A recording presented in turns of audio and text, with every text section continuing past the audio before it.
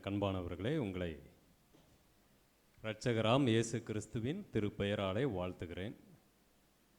உங்களை சந்திக்கிறதுல அடியேன் மகிழ்ச்சி உள்ளவனாக இருக்கிறேன். இந்த கூடுகையோ இந்த இடமோ அது எனக்கு ஒரு பரவச நிலையை ஏற்படுத்தக்கூடியதாக இருக்கிறது. ஏன் அப்படின்னு சொன்னால், நான் பிறந்து வளர்ந்ததெல்லாம் பார்த்தீங்கன்னா மதுரைக்கு அருகாமையில் இருக்கிற ஒரு ஊர் ராமநாதபுரம் திருமண்டலம். அங்கு சிஎஸ்ஐ சபை, எங்கள் தாத்தா, எங்கள் பாட்டி, எங்கள் அம்மா, இவங்கெல்லாம் பார்த்தீங்கன்னா பாரம்பரியமாக திருச்சபையில் ரொம்ப வைராக்கியமாக இருந்த நபர்கள். நான் மட்டும் இதுக்கு எனக்கு எந்த சம்மந்தமும் இல்லை அப்படிங்கிற மாதிரி எங்கள் அம்மா உள்ளே உட்காந்தா நான் வாசற்படியில் காத்திருக்கிறதையே நலம் என்று நினைத்து கொண்டு அங்கே உட்காந்துருப்பேன். ஒரு 5 ரூபீஸ் 1 ரூபி காணிக்க போடுறது கொடுத்துருப்பாங்க.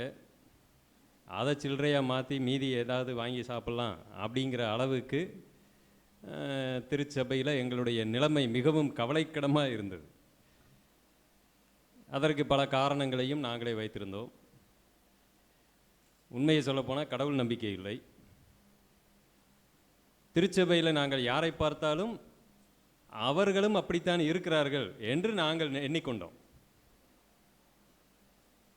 ஆனால் எது எனக்கு தேவையில்லை என்று முடிவெடுத்தேனோ, தேவன் அந்த ஒரு வழியையே எனக்கு கொடுத்து விட்டார். என்னுடைய நண்பர்கள் எல்லாம் இப்போ பார்த்தா கூட என்னால் அவங்கள பார்க்க முடியாது. நீயாடா என்று அவர்கள் கேட்கிற அளவுக்கு என்னுடைய நிலைமையை மாற்றி இருக்கிறார். ஆக என்னுடைய ரட்சிப்பின் பாதை, கர்த்தருக்குள்ளே நான் கடந்து வந்த அனுபவம் என்பது அது மிகவும் சுவாரஸ்யமானது. அதை சொல்லி உங்களை நான் போர் அடிக்க மாட்டேன். ஏன்னா இந்த இடம் அதற்கான இடமும் அல்ல, என்னை பற்றி பேசுவதற்கான நேரமும் இது அல்ல. எனக்கு கிடைத்திருக்கக்கூடிய இந்த ஒரு 2-3 மணி நேரத்தில் பாதி பேருக்கு உயிர் போயிருச்சாங்க. டேய், உனக்கு நாங்கள் 1/2 மணி நேரம் தான் கொடுத்துருக்குறோம். ஓகே, முடிந்த வரைக்கும் இந்த குறைந்த நேரத்தில் என்ன நான் சாதிக்க முடியும், அதாவது கர்த்தர் என்னை கொண்டு என்ன இங்கே சாதிக்க முடியும் என்பதைத்தான் இங்கு நான் முக்கியமாய் இந்த இடத்துல உங்கள் மத்தியிலே நான் அதை நினைவுபடுத்தி செல்ல விரும்புகிறேன். அதனால் நேரத்தை நான் மற்ற காரியங்களில் வீணாக்க விரும்பவில்லை. இது ஒரு 3 நாள் கூட்டம்னா உட்காந்து நாம் பேசிக்கிட்டே இருக்கலாம். அதனால் என்னை குறித்த எந்த அறிமுகமும் இங்கு அவசியமல்ல. என்னுடைய பெயரை மாத்திரம் நீங்கள் வைத்து கொள்ளுங்கள். வீட்டில் போய் எனக்காக ஜெபியுங்கள். அடுத்து, நம்மளுடைய திருச்சபைக்கென்று ஒரு பெரிய வரலாறு இருக்கிறது. இன்றைய காலகட்டத்தில் நம் மக்கள் அதை கொஞ்சம் கொஞ்சமாக மறந்திருக்கிறார்கள். எப்படி சொல்லுகிறேன் என்று சொன்னால், நான் அப்படித்தான் வளர்ந்து வந்தேன். நாம் இன்றைக்கு பின்பற்றக்கூடியதான இந்த சத்தியம் சார்ந்த இந்த சபையினுடைய வரலாற்றை நாம் எப்பொழுதெல்லாம் மறக்கிறோமோ அப்பொழுதெல்லாம் நாம் தேவனை விட்டு பின்வாங்கக்கூடியவர்களாக இருக்கிறோம். நம்மளுடைய அனுபவங்களையும் விட்டு விடுகிறோம். நமக்கு முன்னாடி வந்தவர்கள் எந்த அளவுக்கு இதற்காக பிரயாசப்பட்டிருக்கிறார்கள் என்பதையும் நாம் மறந்து விடக்கூடியவர்களாக இருக்கிறோம். நம்ம எல்லாருக்குமே ஒரு பொதுவான பெயர் இருக்கிறது, தெரியுங்களா? நம்ம திருச்சபைகளுக்கு ஒரு பெயர் இருக்கிறது. சிஎஸ்ஐ என்று நீங்கள் சொல்லலாம், ஆனால் அது கிடையாது. நமக்கெல்லாம் என்ன பேருன்னா சண்டை போடுறவங்கன்னு பேர், தெரியுங்களா? உண்மைங்க.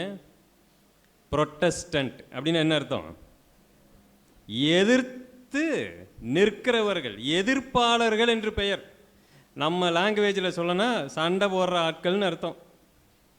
ஆனால் எதுக்காக நாம் சண்டை போட்டோம் அப்படிங்கிறத மறந்துட்டு வேற எதுக்கோ சண்டை போட்டுக்கிட்டு இருக்கிறோம். வேதம் சண்டை போட சொல்லுகிறது.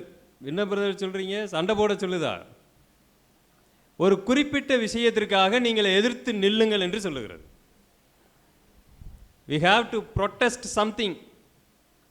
என்ன அப்படின்னா, வசனத்திற்காக நாம் எதிர்த்து சண்டை போட்டவர்கள். அதுதான் நம்ம வரலாறு. நம்ம மறந்துடுறோம்.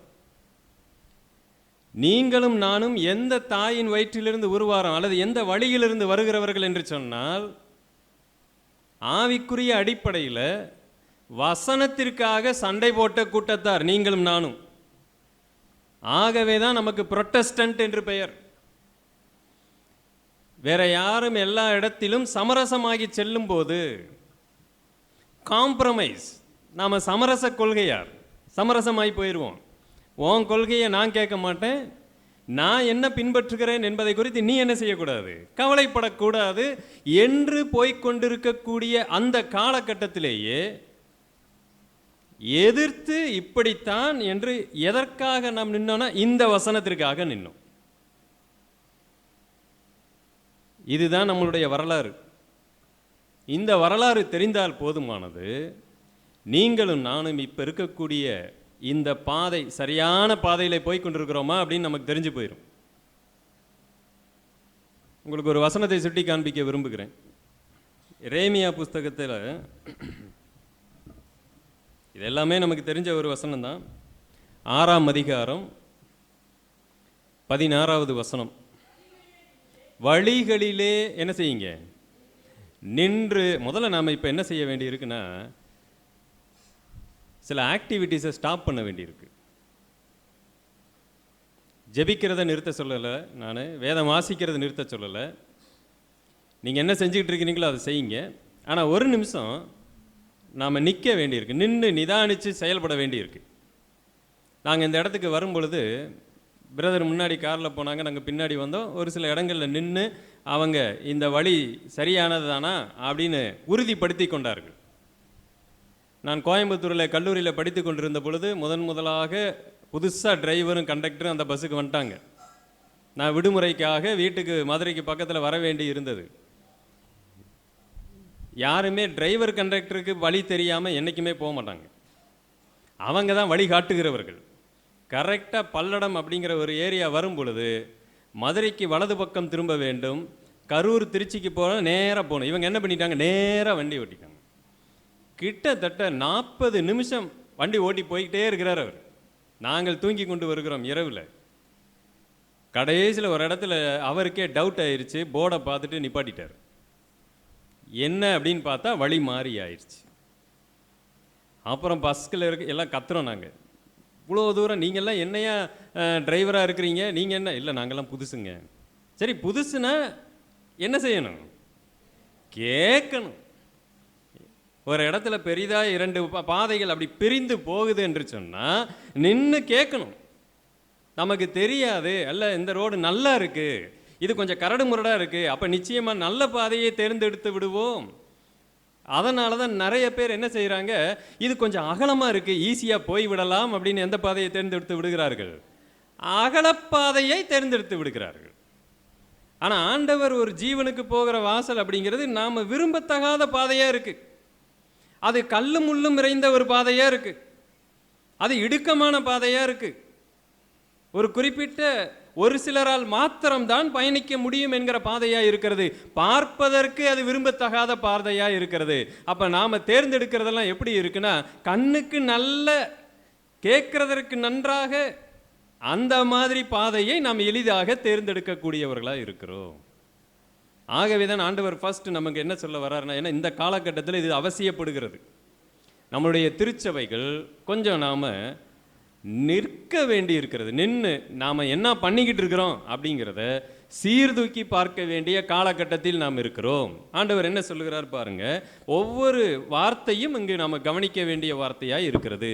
வழிகளில் ஃபஸ்ட்டு நிற்க சொல்லுகிற ஒன்று. இது எதை காண்பிக்குதுன்னா, முதல் ஸ்டாப் பண்ணுங்கப்பா, அப்படியே போயிட்டே இருக்காதீங்க.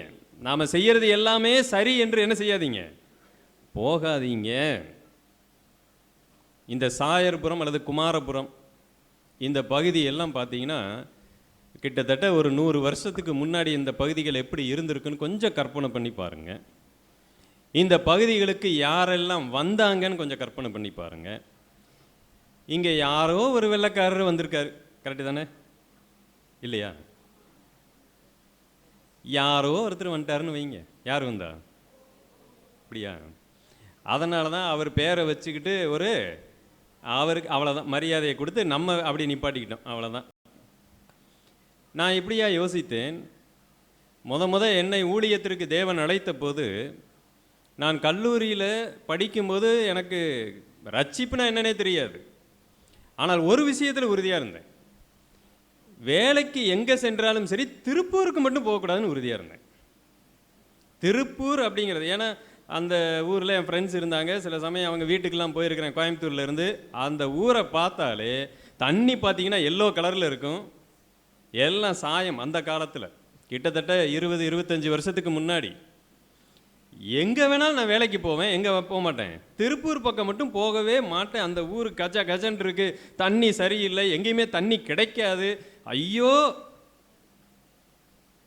ஆனால் நிலைமை என்னவா மாறிடுச்சுன்னா, ஊழியமே எனக்கு திருப்பூர்னு மாறிடுச்சு. அடிக்கடி சொல்லிக்கிட்டு இருப்பேன் நான். அது மாதிரி தான் இங்கே இந்த ஃபாரின்ல இருந்து வர்றவங்க இங்கே வரும் பொழுது கொஞ்சம் யோசித்து பாருங்க, இந்த ஏரியா எப்படி இருந்திருக்குன்னு யோசித்து பாருங்க. இங்கே வந்து என்ன செஞ்சிட முடியுங்கிற நம்பிக்கையில் அவங்க வந்திருப்பாங்க. இவங்களுக்கு வசனத்தை சொல்லி கற்றுக் கொடுத்து, இவங்கள வசனத்தில் நடத்தி, அவங்களுக்கு தியாலஜியை கற்றுக் கொடுத்து, அதுக்கப்புறம் அவங்களில் ஒரு சிலரை போதகராக மாற்றி, இதெல்லாம் முதல்ல நடக்குமா? ஒன்றும் இல்லை. இங்கே இருக்கக்கூடிய யாராவது வயதானவர்கள், படிக்காதவங்க, கூலி வேலை செய்து கொண்டிருக்கிறவங்க, அவங்கள பார்த்து இவங்க தான் அடுத்து சபையை நடத்த போகிறவர்கள், இவங்களுக்கு தியாலஜியை நம்ம கற்றுத்தரப்போகிறோம், வசனத்தை கற்றுத்தரப்போகிறோம்னு சொன்னால் எப்படி இருக்கும்? அவரே எனக்கு கண்ணு கூட சரியா தெரியாது, என்னது இது பைபிளா, நான் சபையை என்ன பண்ணணும், என்னது வசனத்தை எனக்கு கற்றுத்தர போறீங்களா, என்ன இதெல்லாம், போப்பா எனக்கு வேலை இருக்கு, நான் ஆற்று நட போகிறேன், களை எடுக்க வேண்டிய வேலை இருக்கு, நான் அங்கே போகணும். என்ன நம்பிக்கையில் இவங்க வந்திருப்பாங்க?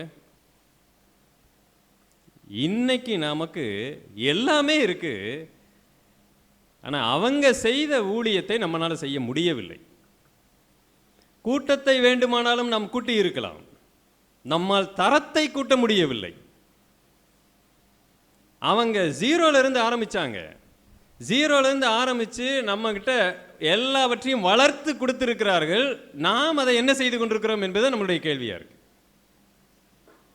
இந்நேரம் எந்த அளவுக்கான ஒரு பெரிய மாற்றத்தை கொண்டு வந்திருக்க வேண்டும், இதுக்கு என்ன காரணங்கிறதைத்தான் நான் உங்களிடத்தில் பேச விரும்புகிறேன்.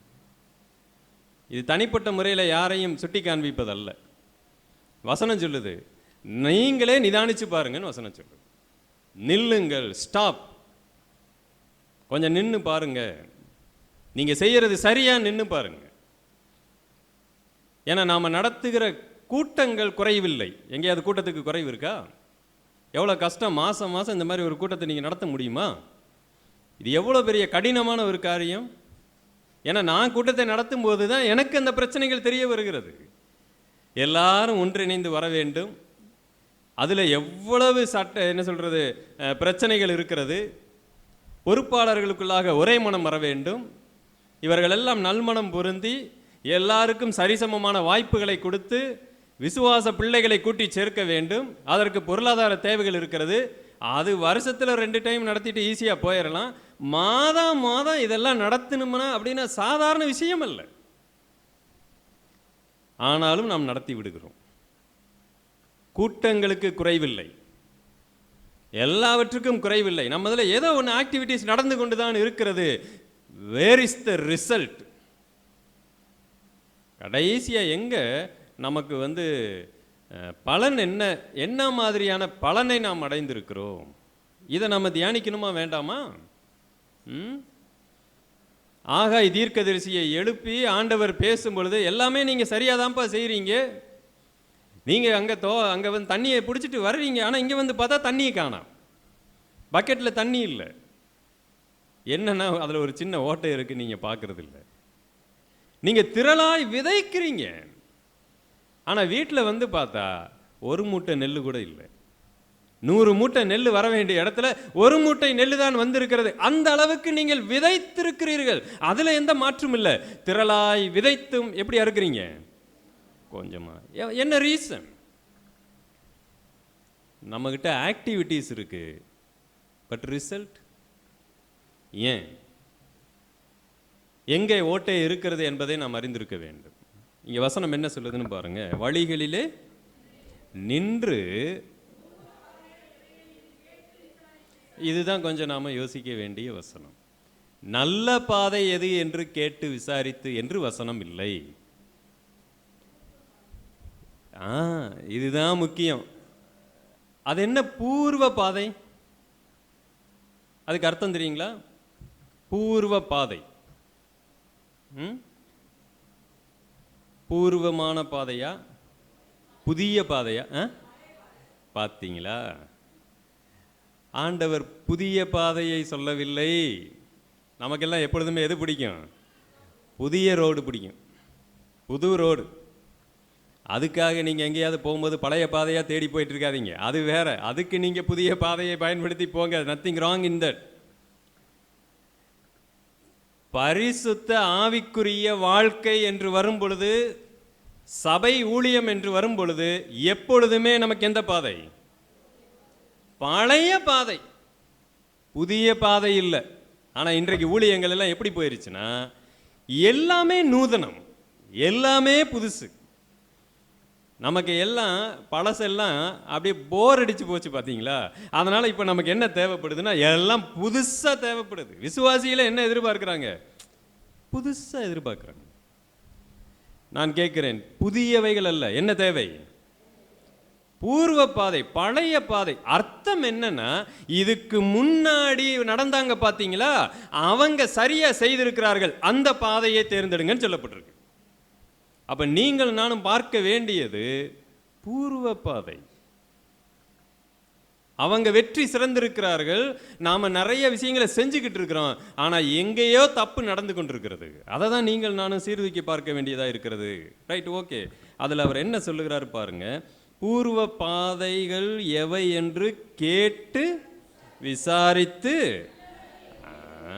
அடுத்துதான் அதுல நல்ல வழி எங்கே என்று பார்த்து.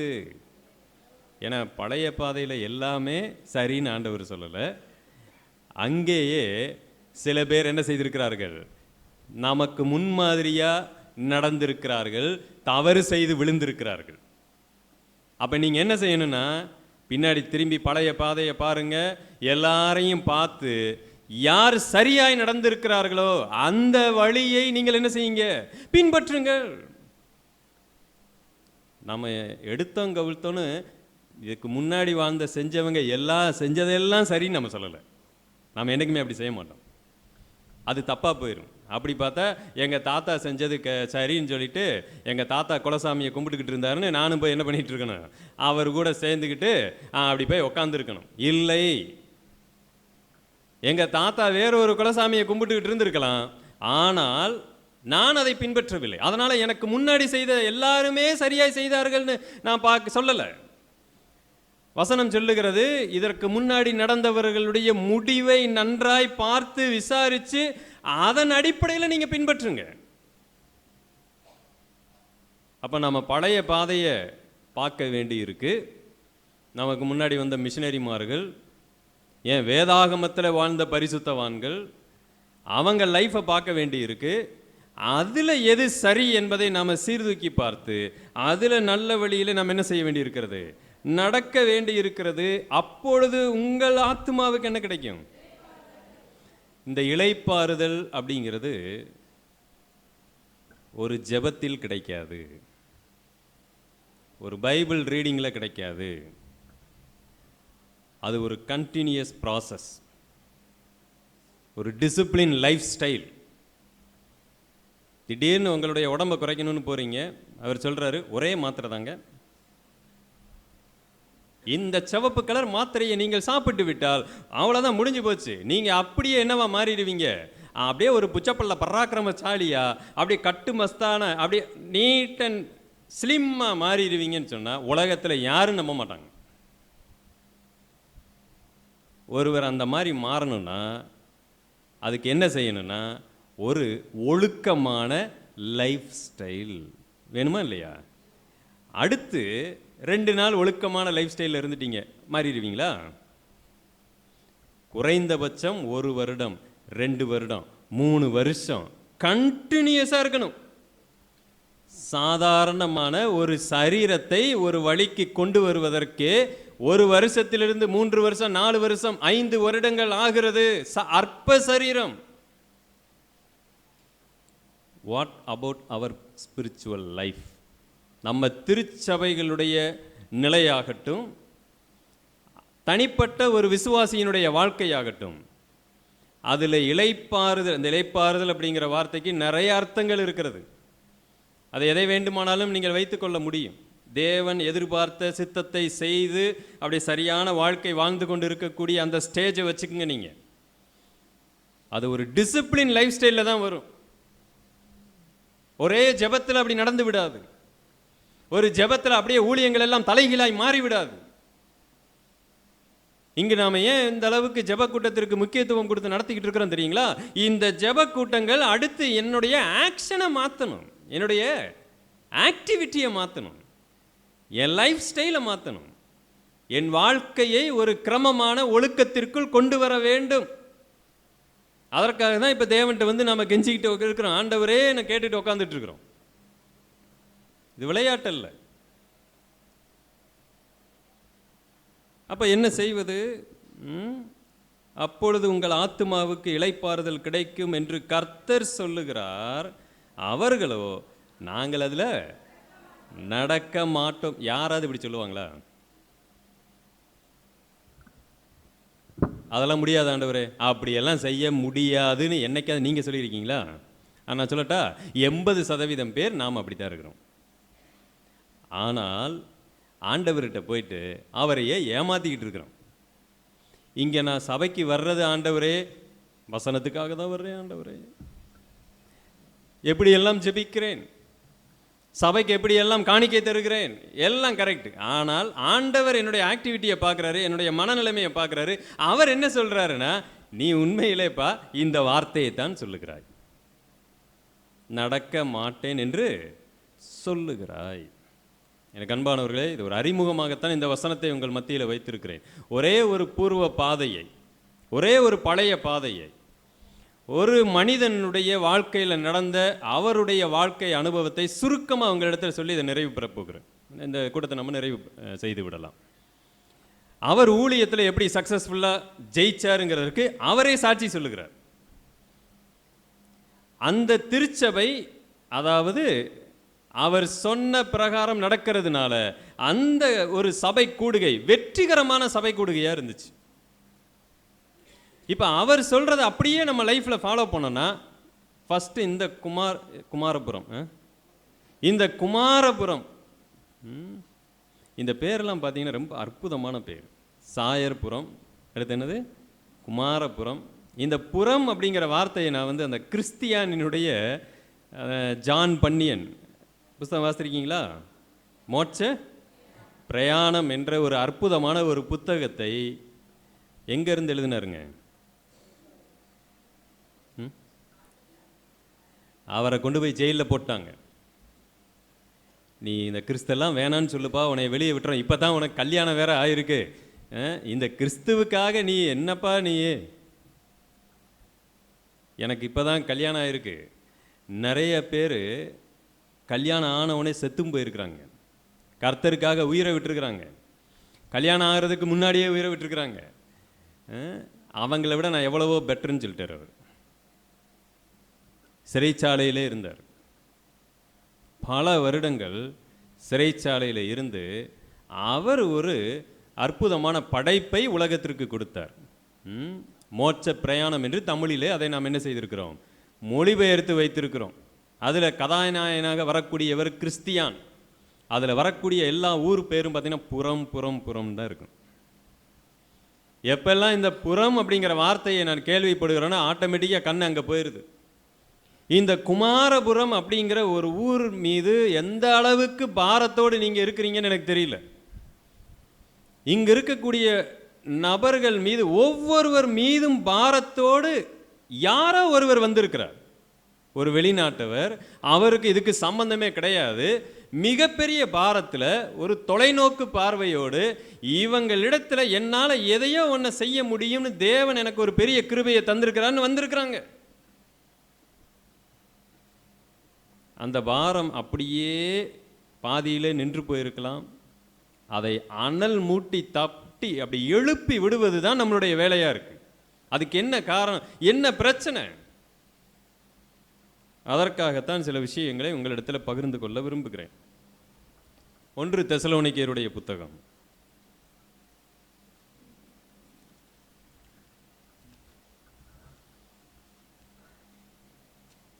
நீங்கள் வீட்டில் பைபிள் வாசிக்கும்போது திருச்சபைகளுக்கு எழுதப்பட்ட நிருபத்தை தயவு செய்து வாசியுங்கள். நிறைய பேருடைய வீட்டில் சங்கீதத்தையும் நீதிமொழிகளையும் தவிர வேற எதையுமே வாசிக்கிறது இல்லை. இதை சொன்ன உடனே அடுத்து அவங்க ஒரு கேள்வி கேட்பாங்க, அப்போ சங்கீதத்தையும் நீதிமொழியையும் வாசிக்கக்கூடாதா? இதுக்கு பதில் சொல்லி சொல்லி நான் பல இடங்களில் சலிச்சு போயிட்டேன். அதனால் இதுக்கெல்லாம் நான் பதில் சொல்ல விரும்பலை. நீங்கள் வாசிக்கிறீங்களோ வாசிங்களையோ, திருச்சபைகளுக்கு எழுதப்பட்ட நிருபத்தை எந்த அளவுக்கு நீங்கள் வாசித்திருக்கிறீர்கள்? இதுதான் என் கேள்வி. பூர்வ பாதைக்கு திரும்புங்கள் என்று ஆண்டவர் சொல்லுகிறாருன்னா, இன்றைக்கு நீங்கள் நானும் திருச்சபையில், அதாவது இது கட்டடம், இது அல்ல சபை, நீங்களும் நானும் தான் சபை. இந்த திருச்சபை என்று சொல்லும் பொழுது நீங்கள் நானும் சபையை திரும்பி பார்க்க வேண்டியிருக்கு. அப்போஸ்தலனாகிய பவுல் தன்னுடைய குழுவினரோடு பல இடங்களிலே ஊழியத்திற்கு செல்லுகிறார். அதில் ஒரு முக்கியமான ஒரு இடத்துக்கு போகிறார். அந்த பட்டணத்திற்கு பேர் தான் தெசலோனிக்கே அப்படிங்கிற ஒரு பட்டணம். அந்த ஊருக்கு போகிறதுக்கு முன்னாடி இவரை எங்கே ஒரு போகிறார் அப்படின்னு பார்த்தீங்கன்னா, இவர் மனசில் எப்படி இருக்குன்னா, நான் பெரிய ஆசியாவுக்கு போகலாம், அங்கே நிறைய பேர் இருப்பாங்க, நிறைய பேரை நான் கர்த்தருக்குள்ளே வழி நடத்துவேன் அப்படின்னு மனசுக்குள்ளே அப்படியே கற்பனைகளை வச்சுக்கிட்டு அப்படியே தூங்கிக்கிட்டு இருக்கிறாரு. திடீர்னு அவருக்கு ஒரு தரிசனம் வருகிறது, நீ பெரிய ஆசியாலாம் போகக்கூடாது, நீ மக்கத்தேனியா அப்படிங்கிற இடத்துக்கு நீ போகணும்னா. இவருக்கு ஒரே ஆச்சரியம், அங்கே யாருமே இருக்க மாட்டாங்க, அங்கே போய் யாரை போய் கர்த்தருக்குள் வழி நடத்துவது, நீ அங்கே போ என்கிற ஒரு அழைப்பு வருகிறது. இவர் நேராக கிளம்பி போகிறாரு. அங்கே போய் பார்த்தா முதலாக பிலிப்புங்கிற ஒரு பட்டணம் இருக்கிறது. அந்த ஊரில் பார்த்தீங்கன்னா இவருடைய ஸ்டைல் என்னன்னு கேட்டிங்கன்னா, ஃபஸ்ட்டு ஈஸியாக யூதர்களுக்கு சுவிசேஷம் சொல்லலாம், வேறவங்களுக்கு சொல்லுகிறதை விட யூதர்களுக்கு எளிதாய் புரிய வைக்கலான்னு சொல்லி அங்கே ஏதாவது யூத ஜபாலயம் இருக்கான்னு தேடி ஓடுறாரு, எதுவுமே காணாம். ஆனால் அன்றைக்கு இருந்த யூதர்கள் சில வைராக்கியம் உள்ளவர்கள், எங்களுக்கு ஜப ஆலயம் கட்டடம்லாம் தேவையில்லையா, மக்கள் தான் முக்கியம்னு ஒரு ஆற்றங்கரை ஓரத்தில் ஒரு குழுவாக அப்படி கூடி வர்றாங்க. எந்த அளவுக்கு அவங்க பக்தி வைராக்கியமாக இருக்கிறாங்கன்னு பாருங்க. நாம் சில சமயம் அவங்கள குறை சொல்லிக்கிட்டு இருப்போம். இன்றைக்கான சபையில் ஒரு சின்ன ஃபேன் இல்லாட்டி நம்மளால் உட்கார முடியல, சேர் இல்லைன்னா உட்கார முடியல, இடம் இல்லை உட்கார முடியல. ஏன்னா என்னுடைய லைஃப் அப்படி தான் இருந்துச்சு. கொஞ்சம் இடிச்சுக்கிட்டு உட்காந்தா எதுக்கு நான் சபைக்குள்ள உட்காரணும்? ஆனால் அதுவே சினிமா தேட்டரில் 3 மணி நேரம் இடிச்சுக்கிட்டு உட்காந்துருக்கேன். நான் எங்கள் ஊரில் சந்திரான்னு ஒரு தேட்டர் இருக்குது, சந்திரா டாக்கீஸ். அந்த மண்ணை வந்து அப்படி குமிச்சு, அப்போ தான் உயரம் அப்படியே கொஞ்சம் கொஞ்சம் அப்படி உயரமாக தெரியும். ஆனால் எனக்கு பின்னாடி இருக்கிற என்ன பண்ணுவான், அவன் அப்படியே மண்ணை அப்படியே வாரினான்னா என் உயரம் அப்படியே குறைஞ்சிரும். அவன் அப்படி இதே வேலையாக இருக்கும், படத்தை பார்க்க மாட்டோம் நாங்கள், அப்படியே குமிச்சு உட்கார வைக்கிறது தான். ஏன்னா அங்கே பெஞ்சில் போய் அங்கே டிக்கெட்டு வாங்கணுன்னா அது ரொம்ப காசு அதிகம். அங்கே அவ்வளவு இடைஞ்சல் மத்தியில் கன்றாவியாக இருக்கும், எங்கே பார்த்தாலும் அசிங்கங்கள் இருக்கும் மண்ணில். ஆனால் அதெல்லாம் எங்களுக்கு கவலை இல்லை. ஆனால் சபையில் வந்து உட்காம மட்டும் லைட்டாக அப்படி இடிச்சிருச்சுன்னா போதும், அங்கே எனக்கு முறுமுறுப்பு வந்து விடுகிறது. இதுதான் நாம.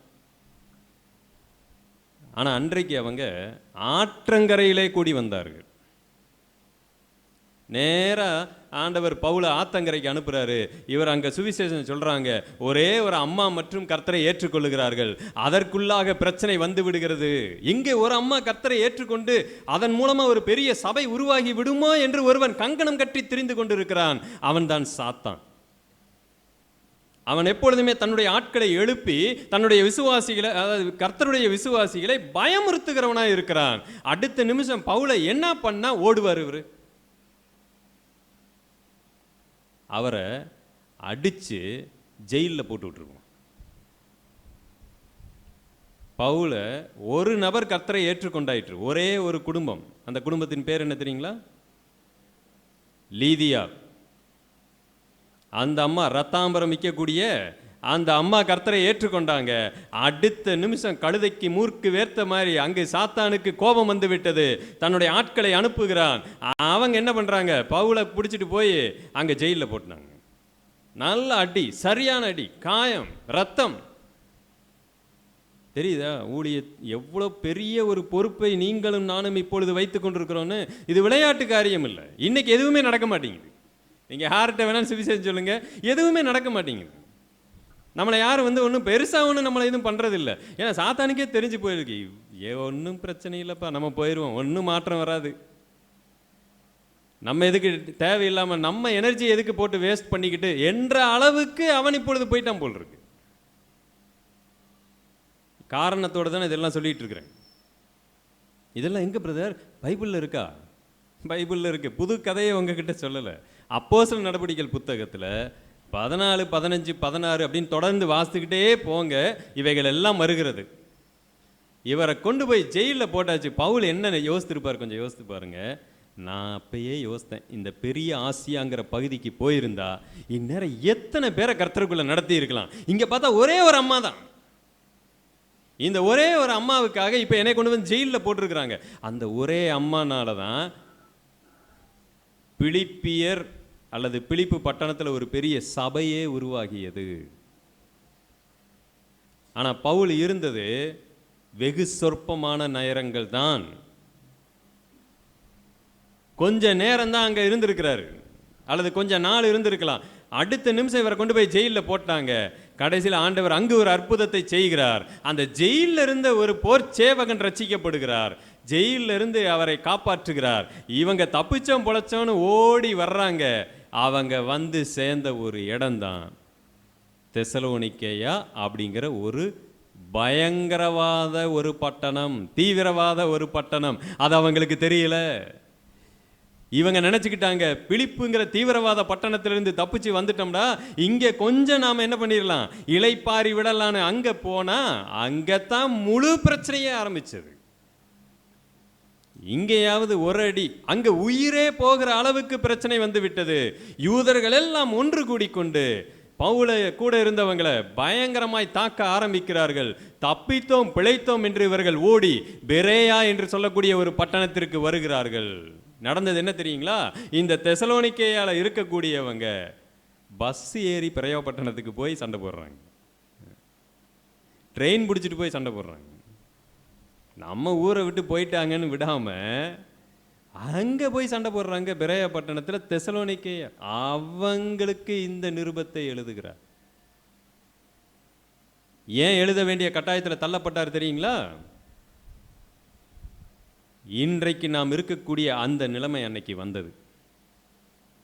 தெசலோனிக்கேய பட்டணத்தில் சில பேர் சபைக்குள்ள இருந்தவங்க, இந்த ஊழியெல்லாம் சும்மாங்க, பவுல் ஏதோ ஒரு ஆதாயத்திற்காக அதை செஞ்சிட்டு இருக்கிறாரு, இதெல்லாம் ஒன்றும் இல்லை, கொஞ்ச காலம் நல்லா தான் இருந்துச்சு. ஆனால் நாள் ஆக ஆக சுற்றில் இருக்கிறவங்கெல்லாம் நம்ம எப்படி பார்க்க ஆரம்பிக்கிறாங்க. அன்னைக்கு தெசலோனிக்கேயில இருந்த சிலர் எப்படி பார்க்க ஆரம்பிச்சாங்கன்னா, இதெல்லாம் ஏதோ அவருக்கு ஒரு ஆதாயம் இருக்கு, ஏதோ ஒரு வகையில் அவர் சம்பாதிக்கிறார், இல்லைன்னா இவரெல்லாம் இப்படி ஊழியம் செய்ய மாட்டார், இந்த மக்களுக்கு ஏதோ ஒரு நன்மை கிடைக்குது, இல்லைன்னா அங்கே போய் உட்கார மாட்டாங்க. இன்றைக்கு நம்மளை பார்த்து பேசுகிறாங்களா இல்லையா? பேசுகிறாங்க.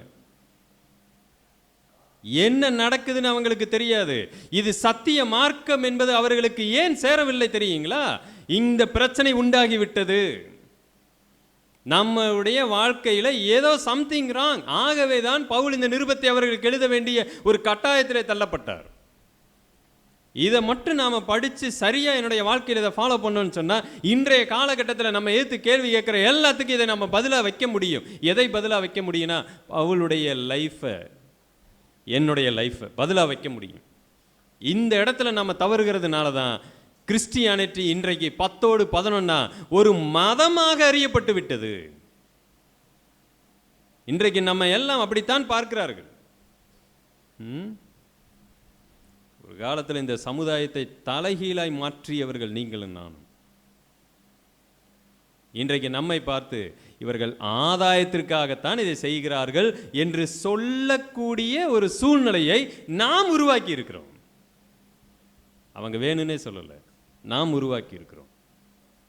பாருங்க அதுக்கு என்ன பவுல் பதில் எழுதுகிறார் அப்படின்னு பாருங்க. ஃபர்ஸ்ட் அவர் கொடுக்கக்கூடிய ஒரு பதில்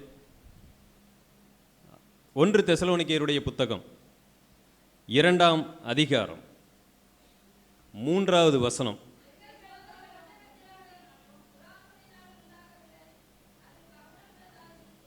முதல்ல அவர் எதை சுட்டி காமிக்கிறார் தெரியுங்களா? நாங்கள் என்ன போதிக்கிறோம் அப்படிங்கிறத நீங்களே தெரிஞ்சுக்கிட்டுங்க, நீங்களே அறிஞ்சிருக்கீங்க. பாருங்க, எங்கள் போதகம் நம்பர் 1 எப்படி இல்லை? வஞ்சகத்தினாலும், அடுத்து என்ன போட்டிருக்கு? துராசையினாலும் உண்டாகவில்லை, அது கபடம் உள்ளதா இருக்கவில்லை. எங்க போதகத்தில் ஏதாவது ஒரு ஆசையான இச்சையான ஏதாவது ஒன்று இருந்துச்சா, நீங்க எங்களை எதிர்த்து கேள்வி கேட்கிற மாதிரி ஏதாவது ஒன்று அதில் இருந்துச்சா, ஆதாயம் தேடுற மாதிரி எங்களுடைய போதகம் இருந்ததான்னு கேட்குறாரு. நம்ம கேட்க முடியுமா இன்னைக்கு? ஏன் நம்மளுடைய சபைகள் இன்றைக்கு எழும்பி பிரகாசிக்கவில்லை? யோவான் ஸ்நானகனை குறித்து நாம் வாசிக்கிறோம். அவன் எப்படி பிரகாசிக்கிறார் என்று சொன்னால் நடுப்பகல் வரைக்கும். அதுதான் ஒரு கிறிஸ்தவ வாழ்க்கை. நம்மளுடைய வாழ்க்கை அப்படியே போய் திரும்ப கொஞ்ச நாள் கழிச்சு அப்படி மறையிற மாதிரி இல்லை. அது வேர்ல்ட்லி வாழ்க்கை. எப்படி இருக்குன்னா, சூரியன் அப்படியே நேர உச்சைக்கு போய் அடுத்து என்ன ஆயிரும்? காணாமல் போயிடும். That's not a Christian life. Christian லைஃப்ங்கிறது மதியம் 12 மணி வரைக்கும் தான் நம்ம வாழ்க்கை. இன்றைக்கு நான் ரட்சிக்கப்பட்டேன்னா சாகும்போது மதியம் 12 மணி மாதிரி கற்பனை பண்ணிக்கிங்க. அப்படியே என் வாழ்க்கை அப்படியே பிரகாசமாயிட்டே போயிட்டு இருக்கு. மிக மிக மிக பிரகாசமாக இருக்கு நான் சாகும்போது. அதைத்தான் இயேசு கிறிஸ்து சுட்டி காமிச்சாரு. யோவான் ஸ்நானகனுடைய வாழ்க்கையை பற்றி வாசிக்கும் பொழுது நடுப்பகல் வரைக்கும் அதிகமாய் பிரகாசிக்கிற வெளிச்சத்தை போல அவன் இருக்கிறான்னு சொன்னார். ஆனால் நிறைய கிறிஸ்டியன்ஸ் லைஃப் எப்படி இருக்கு? ஷேர் மார்க்கெட் மாதிரி, சைன் வேவ் மாதிரி அப்படி போயிட்டு இருக்கு. திடீர்னு ஒரு நாள் பார்த்தீங்கன்னா பீக்கில் இருப்பார், பைபிள் வாசிப்பார், ஜெபிப்பார். அடுத்த நாள் பார்த்தீங்கன்னா காற்று போன பழுனை போல உட்காந்துக்கிட்டு இருப்பார். என்ன பிரதர் ஆச்சு? அவர் எதுவுமே இருக்க சபையில் எந்த காரியத்திலையும் ஈடுபட மாட்டார். That's not a Christian life. அன்பானவர்களே, நம்மளுடைய போதகம் முதலாவது எப்படிப்பட்டதாக இருக்குது? விசுவாசிகளை அல்லது போதகத்தில் ஏதாவது துராசை இச்சை, இந்த துராசை இச்சைன்னா பெருசாக என்னமோ நினச்சிக்காதீங்க, ஏதோ பயங்கரமான தப்பான காரியத்தை. ஒன்றும் இல்லை, உங்களுடைய ஆசையை தூண்டும் வண்ணம் எப்பொழுதுமே பிரசங்கம் பண்ணுவது. உலகத்தில் இருக்கிற மதங்கள்லாம் எப்படி இந்த அளவுக்கு வளருகின்றன? இன்றைக்கு எத்தனையோ மதங்கள் இருக்கிறது. சின்டோயிசம் இருக்கிறது, ஹிந்துயிசம் இருக்கிறது, இஸ்லாமிக் இருக்கிறது, எத்தனையோ மதங்கள் இருக்கின்றன. எல்லாம் மலர்ந்து போய் கொண்டு இருக்கின்றன. இந்த உலகத்தில் மதத்தை பின்பற்றுகிற யாராவது, அல்லது எங்கேயாவது நீங்கள் யாரையாவது பாருங்கள், யாராவது ஒருத்தர் கோயிலுக்கு போயிட்டு இருப்பார், அவர்கிட்ட போய் கேளுங்க, அப்படி நிறுத்திங்க, ஒரு பேட்டி மாதிரி கேளுங்க. எதுக்குப்பா கோயிலுக்கு போகிற? எந்த கோயிலுக்கு வேணாலும் போகணும், எந்த மதத்தை பின்பற்றுகிறவராக இருக்கட்டும், அவரை நிப்பாட்டி கேளுங்க, எதுக்குப்பா போகிற நீ? அதுவா, நான் வேண்டுதல் செய்ய போகிறேங்க. சாமிகிட்ட என்ன வேண்டுதல் செய்ய போகிறேன்? வேற என்ன வேண்டுதல் செய்ய போகிறேன்? என் பொண்ணுக்கு கல்யாணம் ஆகணுங்க, இந்த அது நடக்கணுங்க, இந்த இது நடக்கணுங்க. பழனிக்கு நடந்து போய் கொண்டிருக்கிற, நிறுத்தி கேள்வி கேளுங்க, எதுக்குப்பா நீங்கள் போகிற? அதை செய்யணுங்க, இதை செய்யணுங்க. பவுல் போய் கொண்டிருக்கிறார், நிறுத்தி கேளுங்க, எதுக்காகப்பா போய் கொண்டிருக்கிறாய்? என்ன காரணத்திற்காக போயிட்டு இருக்கிற? என்ன பதில் சொல்லுவாருன்னு நீங்கள் நினைக்கிறீங்க? ஒரு கற்பனையை உங்ககிட்ட விடுறேன், சும்மா சொல்லுங்க, தப்பா சொன்னாலும் பரவாயில்லை. என்ன சொல்லுவாருன்னு நினைக்கிறீங்க? என்னங்க? சுவிசேஷத்தை அறிவிக்க போறேன்னா? சரி, வேற யாராவது? ஆத்ம ஆதாயம் பண்ண போகிறேன். உண்மைதானா? நீங்க நல்ல நிறைய படிச்சு அப்படி பக்காவா பதில சொல்லிடுறோம். நாம தப்பு இல்லை, எல்லாமே கரெக்டு தான். பட் அவருடைய வாயிலிருந்து இந்த பேட்டிக்கான பதிலை நம்ம பார்த்துருவோம். பாருங்க, பிலிப்பியரில் அவர் என்ன சொல்றாரு பாருங்க. பிலிப்பியர் 3ஆம் அதிகாரம் 14வது வசனம் 14. கிறிஸ்து இயேசுவுக்குள் தேவன் அழைத்த பரம அழைப்பின் பந்தய பொருளுக்காக இலக்கை நோக்கி தொடருகிறேன். அர்த்தம் தெரியுங்களா? போதும் போதும். அர்த்தம் என்ன தெரியுங்களா? கிறிஸ்து இயேசுவுக்குள் தேவன் அழைத்த பரம அழைப்பு அப்படின்னா, இந்த உலக அழைப்பு, உலக சம்பந்தப்பட்ட அழைப்பு அல்ல, அது பரம அழைப்பு. அந்த பரம அழைப்புக்குரிய ஒரு பெரிய ஒரு ஓட்டம் இருக்கிறது. அந்த பந்தயத்தை நான் என்ன செய்ய போறேன்? அடையும்படி அதுக்காக ஓடி. இதுதான் அவருடைய லைஃப் ஆம்பிஷன், வேற எதுவுமே கிடையாது. அவருடைய ஜெபத்தை, பவுலின் ஜெபம் ஒன்று எடுத்து நீங்கள் அப்படிலாம் பைபிள் ஸ்டடி எடுக்கணும். வீட்டில் நீங்கள் எழுதணும், பவுலுடைய ஜெபம் அப்படின்னு எழுதணும். ஏதாவது ஒரு இடத்துல அவருக்குன்னு ரொம்ப பிரேயர் பண்ணியிருக்கிறான்னு தயவுசெய்து பாருங்க. எல்லாமே ஆவிக்குரிய தன்மையாகவே அவருடைய ஜெபம் இருக்கும். உள்ளான மனிதனுக்காக, சபைக்காக, வெறும் மற்ற எந்த விஷயத்துக்கும் பெருசாக அலட்டிக்கவே மாட்டார். தேவனுடைய ராஜ்யத்தை தேடுங்களவைகள் எல்லாம் கூட கொடுக்கப்படும் என்ற அந்த அர்த்தத்தில் அவர் ராஜ்யத்தையே தேடி ஓடிட்டு இருக்கிறார். ஆனால் உலகத்தில் இருக்கிற மதங்கள் அப்படி அல்ல. தங்களுடைய வாழ்க்கையில் ஒன்று நடந்துச்சுன்னா அங்கே சாட்சி சொல்லிட்டு அந்த மதத்தை பின்பற்றி செல்லுவார்கள். ஒருவேளை நடக்கவில்லைன்னு சொன்னால் எங்கே நடக்குதோ அங்கே போயிடுவாங்க. அது அல்ல கிறிஸ்தவம். கிறிஸ்டியானிட்டி என்பது நம்மளுடைய வேண்டுதலை நிறைவேற்றுவதற்கான ஒரு இடம் அல்ல. தேவன் என்னை எதற்காக பிடித்திருக்கிறாரோ அதை நிறைவேற்றுவதற்காக நாம் வரணும். என் வேண்டுதல்களையும் எனக்கு விருப்பமானவைகளையும் பூர்த்தி செய்வதற்கு தேவன் இல்லை. எனக்கு உலகத்தில் ஆயிரக்கணக்கான வேண்டுதல் இருக்கும், எனக்கு உலகத்தில் ஆயிரக்கணக்கான லட்சியம் இருக்கும், ஆயிரக்கணக்கான விருப்பங்கள் இருக்கும். அதல்ல கிறிஸ்டியானிட்டி. எனக்கென்று தேவன் ஒரு நோக்கத்தை வைத்து விட்டார், எனக்குன்னு ஒரு விருப்பத்தை வைத்து விட்டார். மகனே, இது பாதை, இதில் ஓடு. அங்கே வேற எதுவும் கிடையாது. அப்பதான் கடைசி நம்ம சொல்ல முடியும் ஓட்டத்தை முடித்தோன்னு சொல்லி. ஆனால் உலக மதங்கள் அது கிடையாது. நம்ம விருப்பத்திற்கு தேவனை வழிக்கு கொண்டு வருதல் உலக மார்க்கம். அதுக்காக என்னெல்லாம் செய்யலாம், என்ன வேணாலும் செய்ய, முடிய கூட கொடு, கையை கூட வெட்டிக்க, மெழுகு வெத்தியை ஏற்றிக்கிட்டு அப்படியே முழங்கால் போட்டுக்கிட்டே போய் அப்படியே சிலுவைக்கு முன்னாடி வச்சிரு, வேற என்னென்ன செய், எல்லாத்தையும் செய். எதுக்குப்பா இதெல்லாம் செய்யற? இந்த ஒரு காரியத்தை எப்படியாவது தேவன் நிறைவேற்றி விடவனும் அவர் மனசை மாற்ற முயற்சி பண்ணிட்டு இருக்கிறேன், அவரை என் வழிக்கு கொண்டு வர முயற்சி செய்து கொண்டிருக்கிறேன். ஐயா, அதல்ல கிறிஸ்டியானிட்டி. நீங்க அவர் வழிக்கு செல்லுவதுதான் கிறிஸ்டியானிட்டி. அதுல என்ன எனக்கு தேவையோ அதையெல்லாம் தேவன் நீங்க கேட்காமலே தருவார். என்னைக்காவது உங்க பிள்ளைகளுக்கு ஸ்கூலுக்கு போகும்போது ஸ்கூல் பேக் கொடுக்கல, படிக்கிறதுக்கு எதையுமே வாங்கி தரல, மதியத்துக்கு சாப்பாடு கொடுத்து விடாம நீ போய் படிச்சுட்டு வான்னு என்னைக்காவது நாம் அனுப்புகிறோமா? உலக பிரகாரமான தகப்பனாகிய நீங்களும் நானுமே அதையெல்லாம் பார்த்து பார்த்து செய்கிறோம். அந்த பிள்ளைகிட்ட சொல்றோம், இதையெல்லாம் நான் பார்த்துக்கிறேன், நீ போய் படிக்கிற வேலையை மட்டும் பார். The same way. அதே மாதிரி தான் ஆண்டவர் என்னை ஒரு நோக்கத்திற்கு பிடிச்சிட்டு மீதியை பற்றி கவலைப்படாத, எல்லாத்தையும் நான் பார்த்துக்கிறேன்னு சொல்லி அனுப்புகிறாரு. ஆனால் உலகம் மதம் மாதிரி நாம் வாழ்ந்துக்கிட்டு இருக்கிறோம். ஆண்டவரை ஏன் வழிக்கு கொண்டு வருவதற்கு ஜெபம், ஏன் வழிக்கு கொண்டு வருவதற்கு உபவாசம், ஏன் வழிக்கு கொண்டு வருவதற்கு பொருத்தனை, இன்னும் என்னென்னலாம் வழிமுறைகளை வைத்துக் கொண்டிருக்கிறோமோ இதையெல்லாம் தேவனை என் வழிக்கு கொண்டு வரத்தான் நான் முயற்சி பண்ணிக்கிட்டு இருக்கிறேன். நீங்கள் அவர் வழிக்கு செல்லுவதற்குத்தான் ஜெபம், நீங்கள் அவரோடு சீர் பொருந்துவதற்குத்தான் உபவாசம், நீங்கள் அவரோடு நடந்து போவதற்குத்தான் எல்லாமே. அவரை நம்ம வழிக்கு கொண்டு வருவதற்கு இல்லை. போஸ்னாய பவுல் இந்த பக்கம் போயிட்டு இருக்கிறாரு, ஆண்டவர் ஏன் வழி வா அப்படின்னு இப்படி கூப்பிடுறாரு. எனக்கு அன்பானவர்களே, நம்மளுடைய போதனை ஆண்டவருடைய வழியை நோக்கி திருப்புவதாக இருக்க வேண்டுமே ஒழிய விசுவாசிகளுக்கு ஆர்வத்தை அல்லது இச்சையை தூண்டுகிற போதனை அல்ல, ஆசையை தூண்டுகிற போதனை அல்ல, உலக காரியத்தை மிகைப்படுத்தி காண்பிக்கிற போதனை அல்ல.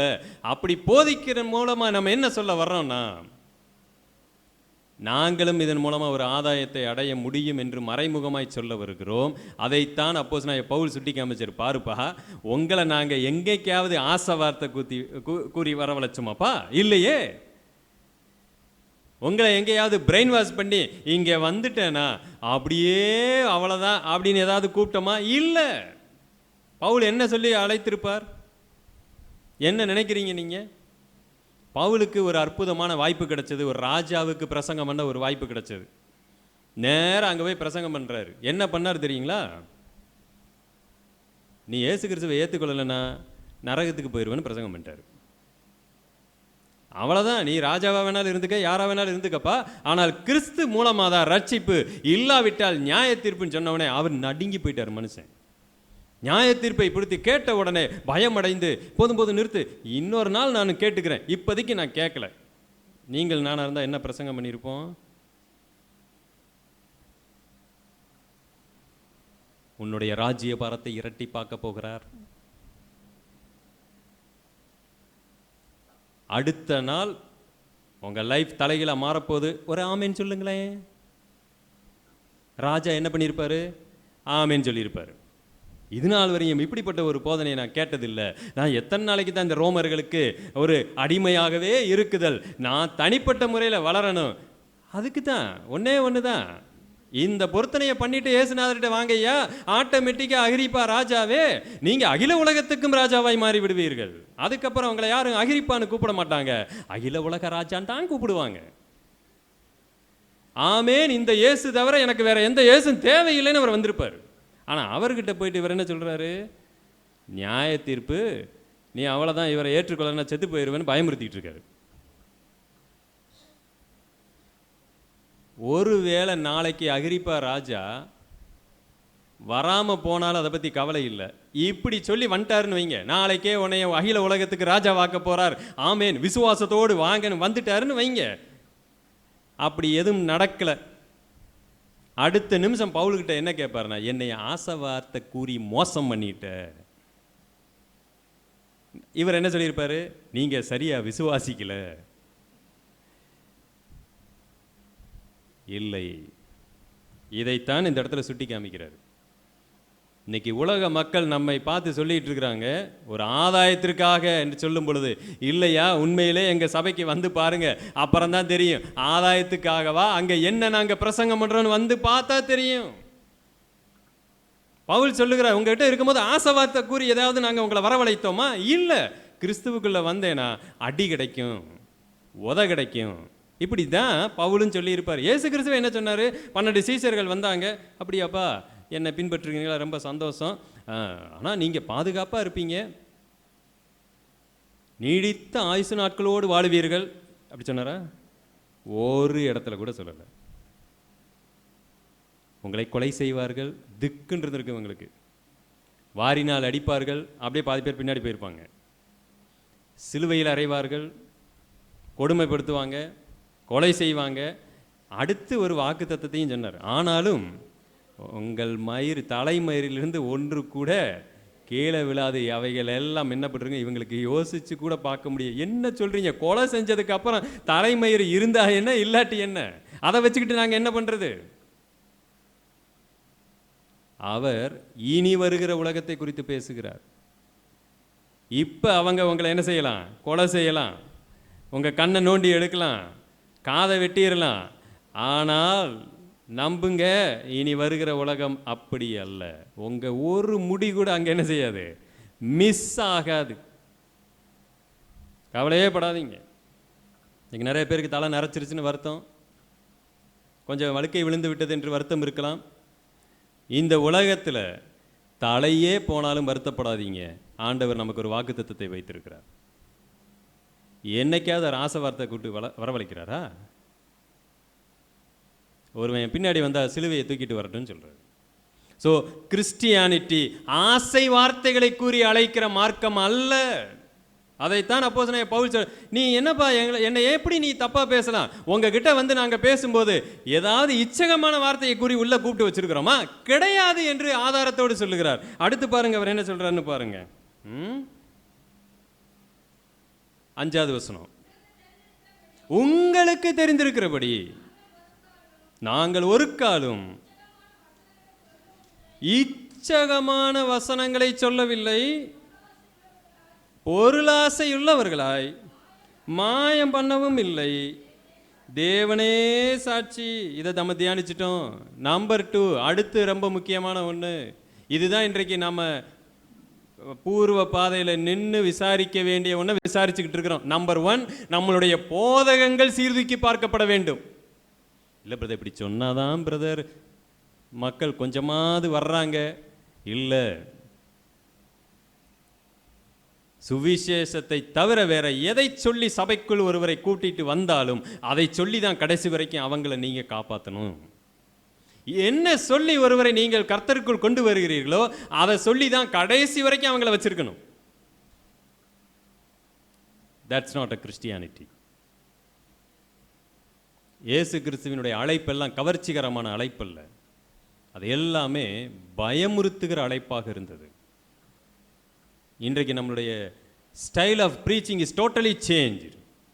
ரொம்ப வேதனையாக இருக்கு. நம்ம பழைய பாதைக்கு திரும்ப வேண்டி இருக்கிறது எனக்கு அன்பானவர்களே. இதனால சிலர் வராமல் போய்விட்டாலும் கவலைப்பட வேண்டாம். தேவன் வைத்திருக்க உண்மையான மக்கள் வருவார்கள். அது போதும் நமக்கு. ஆண்டவருக்கு என்னைக்குமே கூட்டம் தேவையில்லை. உங்கள் வீட்டு முன்னாடி ஒரு லாரி மண்ணை கொண்டு வந்து இறக்குறேன், 10 பவுன் செயினை கொடுக்குறேன், எதை வாங்கிக்குவீங்க?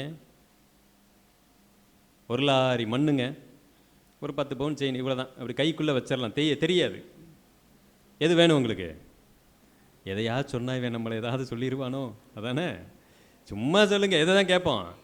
செயின் தான் கேட்போம். ஆனால் செயின் தான் இவ்வளோ தான் இருக்கு, கைக்குள்ளே மறைஞ்சிருச்சு. ஆனால் ஒரு லாரி அளவில் இருக்கு.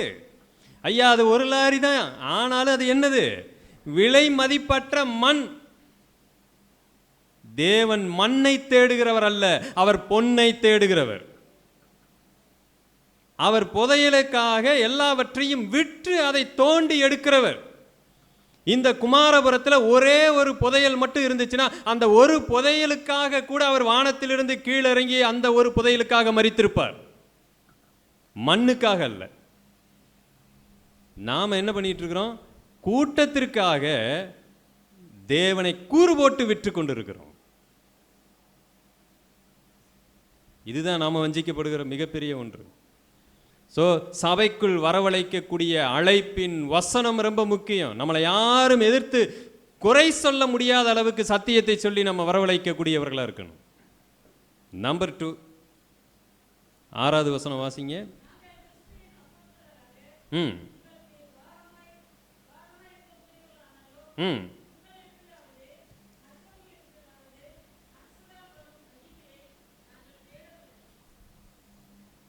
அவங்க என்ன நினச்சிக்கிட்டாங்க? ஒருவேளை பவுலுக்கு பண ஆசை இல்லாமல் இருக்கலாம்.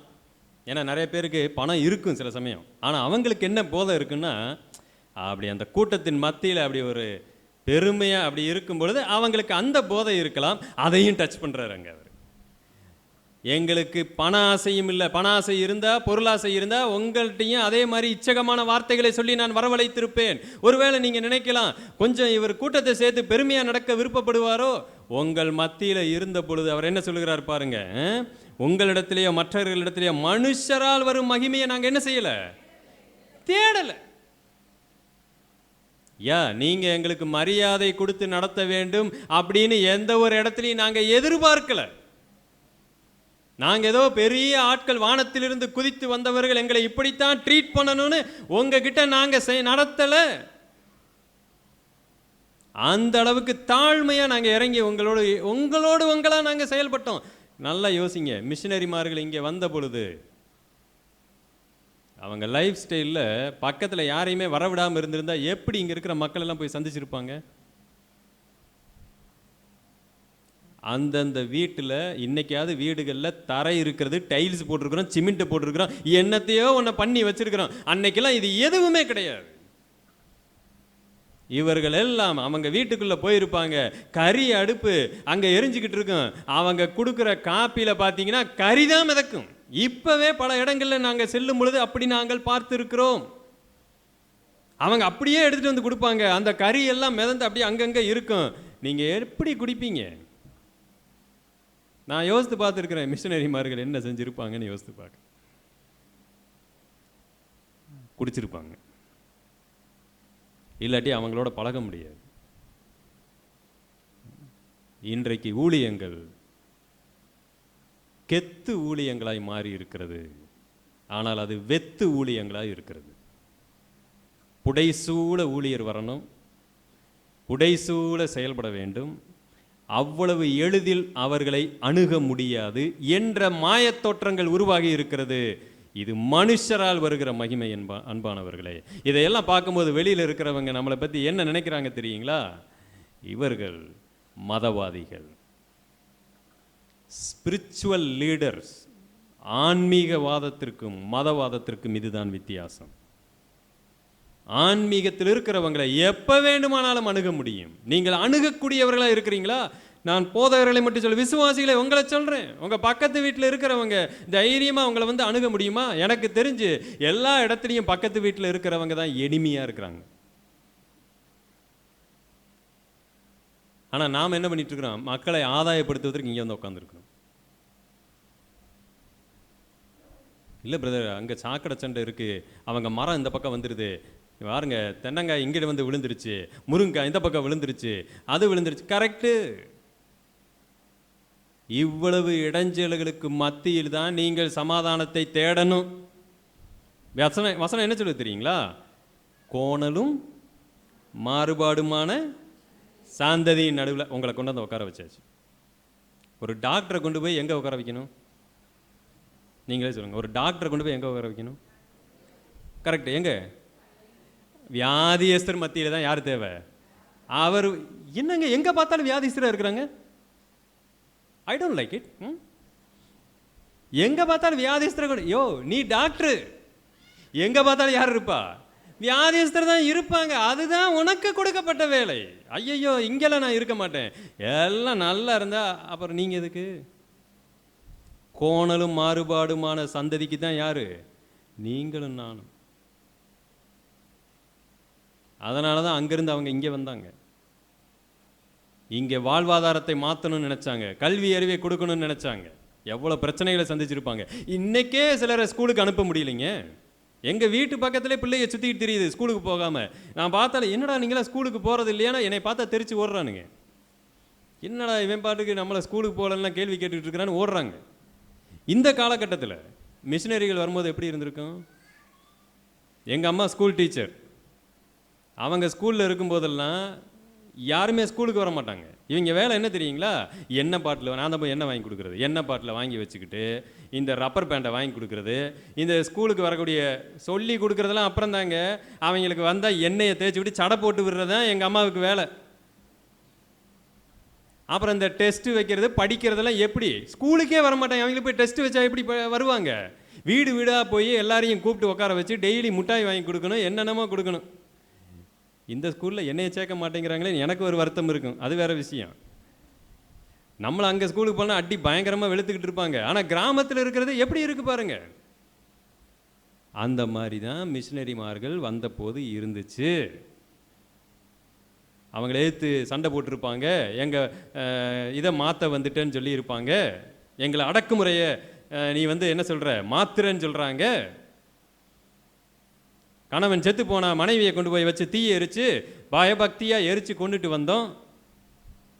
ஏன்? அதையெல்லாம் நாம் பக்தி மார்க்கம் என்று செய்து கொண்டிருந்த பொழுது அவர்கள் அதை மாற்றினார்கள். ஆனால் இன்னைக்கு நாம் பக்கத்து வீட்டில் ஒரு சின்ன சண்டையை கூட அதை சமாதானமாக ஒரு முருங்காயை விட்டு கொடுத்தீங்கன்னா அவங்க வாழ்நாள் முழுவதும் உங்களுக்காக நிற்பாங்க. ஒரு தேங்காயை விட்டு கொடுத்தீங்கன்னா வாழ்நாள் முழுவதும் நிற்பாங்க. கிறிஸ்மஸ் அன்னைக்கு ஒரு 500 ரூபாய்க்கு ஒரு அப்படி அரிசியை கொண்டு போய் வாங்கி கொடுங்க பார்க்கலாம். செஞ்சுருக்கோமா? நமக்கு என்ன கிடைக்குன்னு பார்த்துக்கிட்டு இருக்கோம். உங்கள் பக்கத்து வீட்டில் ஒன்றும் இல்லை, ஒரு 10 கிலோ ரைஸ் இன்னைக்கு கிறிஸ்மஸுங்க, இந்தாங்க வச்சுக்குங்கன்னு சொல்லி கொடுங்க பார்க்கலாம். வெறும் 50க்கும் 100க்கும் காய்க்கும் சண்டை போட்டுக்கிட்டு பக்கத்தில் இருக்கிற எல்லாரையும் நாம் பகைத்து வைத்து கொண்டிருக்கிறோம். That's not a Christianity. நாம் மரியாதை தேடுவதற்காக இந்த கிறிஸ்தவத்தில் இல்லை. நல்லா தெரிஞ்சுக்குங்க. ஆண்டவரை இயேசு கிறிஸ்து ஊழியம் கொல்ல வரவில்லை, ஊழியம் செய்ய வந்தார். ரெண்டுக்குள்ள வித்தியாசம் என்ன தெரியுங்களா? சில சமயம் நான் வீட்டில் உட்காந்துக்கிட்டு என் மகிட்ட, அப்பாவுக்கு தண்ணி எடுத்துகிட்டு வா, அப்பா ஃபோன் அடிக்குது பாரு எடுத்து கொடு, அவள் அப்படியே போய் உட்காந்து அப்போ தான் எழுத போவா, திடீர்னு ஃபோன் அடிச்சிடும். அவளுக்கு எப்படி இருக்கும்? ஐயோ, இந்த மனுஷனுக்கு நம்ம ஊழியம் பண்ணியே நம்ம வாழ்நாள் போயிடும் போல் இருக்கு. ஆனால் சின்ன சின்ன வேலை தான் எரிச்சலை உருவாக்கும். இயேசு கிறிஸ்து சொல்லுகிறார், அந்த சின்ன சின்ன வேலையை கூட செய்ய நான் உங்களை அனுமதிக்கல. எப்படி தெரியுங்களா? அவரே பரிமாறுகிறார். எல்லாரையும் உட்கார வச்சுட்டு அப்படி சாப்பாடு எடுத்து அப்பத்தை எடுத்து அப்படி எல்லாருக்கும் அவர் என்ன பண்ணுறாரு? பரிமாறிட்டு அவரே கேட்குறாரு. பந்தி இருக்கிறவன், பரிமாறுகிறவன் யார் பெரிய ஆள்? யார் பெரிய ஆள்? பந்தியில் இருக்கிறவர். சில சமயம் நம்ம போதகர்கள் நமக்கு பந்தியில் கொடுப்பாங்க. நீங்கள் என்ன, நான் என்ன நினச்சிக்கிறோம்? அவங்க பெரியவங்க அதனால் ஒன்றும் கிடையாது. நீங்கள் தான் பெரியவர். உங்களுக்கு நாங்கள் என்ன செய்கிறோம்? அதைத்தான் இயேசு கிறிஸ்து கற்றுக் கொடுத்தாராங்க. ஐயா, அதை நம்ம தலைகீழாக சில இடத்துல மாற்றிட்டாங்க. நாங்கள் பெரியவர்கள், ஆகவே நாங்கள் என்ன செய்கிறோம்? இல்லை, உங்களை விட நாங்கள் உங்களுக்கு வேலைக்காரர்கள் என்று அறிவிக்கிறோம். அவ்வளோதான். அதுதான் பரிமாறுதலினுடைய அடிப்படை சத்தியமே அதுதான். இயேசு கிறிஸ்து அதைத்தான் அங்கே சுட்டி காண்பித்தார். நீங்கள் எல்லாம் அப்படி உட்காந்துக்குங்கன்னு சொல்லிட்டார். தன்னுடைய சீலையை எடுத்து, துணியை எடுத்து, புதுசாக ஒரு துண்டு எடுத்துட்டு வரல, தன்னுடைய உடையை எடுத்தே அவர்களுக்கு கழுவினார். இதை நம்ம செஞ்சால் யார் நம்மளை நீ பெருமைக்காக நீ இதை செய்து கொண்டிருக்கிறான்னு யாராவது சுட்டி காமிக்க முடியுமான்னு நான் கேட்குறேன். எனக்கு இயேசு கிறிஸ்துவை யாராலும் சுட்டி காமிக்க முடியாது. அதைத்தான் பவுல் இந்த இடத்துல வச்சார். நாம் பூர்வ பாதைக்கு திரும்ப வேண்டி இருக்கிறது. ஒரு போதகரே இந்த அளவுக்கு நடக்கணும். விசுவாசிகள் நீங்கள் எப்படி இருக்கணும்? உங்கள் பக்கத்து வீட்டில் இருக்கிறவங்களுக்கு வேலை செய்ய நீங்கள் இருக்கிறீங்கன்னு ஏன் உங்களுக்கு தெரியல? எப்பொழுதுமே அவர்களுக்கு கிறிஸ்துவை நான் காண்பிக்கக்கூடிய இடத்துல இருக்கிறேன்னு ஏன் தெரியல? அடுத்து பாருங்கள், அவர் என்ன சொல்லுகிறார் பாருங்கள். சில ஓகே, நம்ம அதெல்லாம் டைம் இல்லை, கடந்து போயிடலாம்.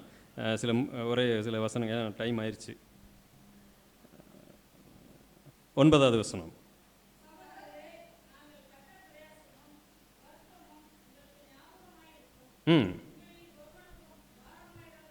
உங்களில் ஒருவனுக்கும் பாரமாயிராதபடிக்கு இரவும் பகலும் நாங்கள் வேலை செய்து தேவனுடைய சுவிசேஷத்தை உங்களிடத்தில்.